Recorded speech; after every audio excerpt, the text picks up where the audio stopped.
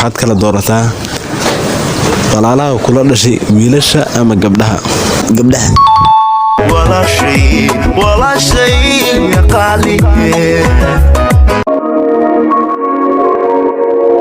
kusoo dhawaada muuqaal cusub intaada muuqaalkan kusoo dhawaada waxaan ka cabsanaa hadda channelkan aad ku cusub tahay inaad subscribe ii saarto si aad u gaaro Assalaamu calaykum waraxmatullaahi wabarakaatuh. waan idin salaamay meel kastoo adduunka joogtaan. maanta waxaan samayn doonaa muuqaal kale, muuqaalkaas oo ah mid kaliya dooro. waxaana marti ku ah shakhsiga aad arkaysaan oo aan wejigiisa ku cusbeen. waayahay waxaan arki doonaa waxa uu kala dooran doono waxyaabahan halkan ugu soo bandhigi doono. isla socod wanaagsan. waayahay hadda ayaan bilaabi doonaa su'aashiina koowaad. waa wax fudud. waayahay midda koowaad waxaad kala doorataa waa su'aal fudud. waxaad kala doorataa Soomaaliya iyo Itoobiya. Soomaaliya waayahay su'aashan labaad wax yar oo yar adagtahay. waxaad kala doorataa walaalaha kula dhashay wiilasha ama gabdhaha. wallahi run ahaantii waa su'aal igu adag laakiin waxaan dooranayaa labadaba. mid kaliya dooro labadaba. no gabdhaha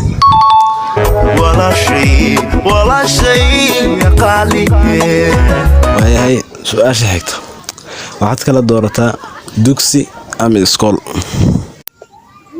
taas ka fikir u baahna dugsi. waayahay su'aasha xigta midkeed dooran lahayd Kanada ama Mareykan. midda xigta midkeed dooran lahayd saaxiibtinimo iyo walaalnimo. waxaan dooran lahaa saaxiibtinimo iyo walaalnimo. okay. midda xigta midkeed dooran lahayd labada raabar ee waaweyn Ilka Case Qays iyo Sharma Boy. waxaan dooran lahaa Sharma Boy. waayahay midda xigta su'aal iyadana la xiriirta midkeed dooran lahayd hooyo iyo aabbo. maxaa yeelay lama kala dooran karayo samaaga bootist ismajer waa challenge-geena waxaa mid kaliya dooro ina mid ku yaacdo. labadaba waa la jecel oo loogi laakiin mid le ku yaac.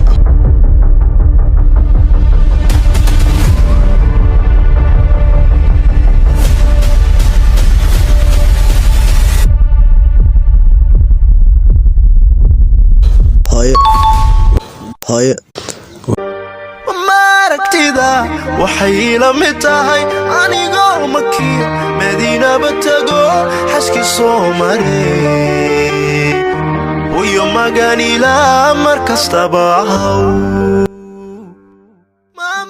waayahay midda xigta waxaad kala doorataa Facebook ama WhatsApp.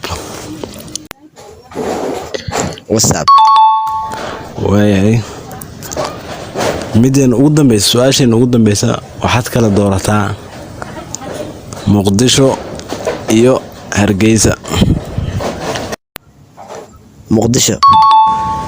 okay waayahay muuqaalkeena maanta intaas ayuu ku egyahay. waa ku mahadsantihiin daawashada muuqaalkan aad daawateen. bye bye.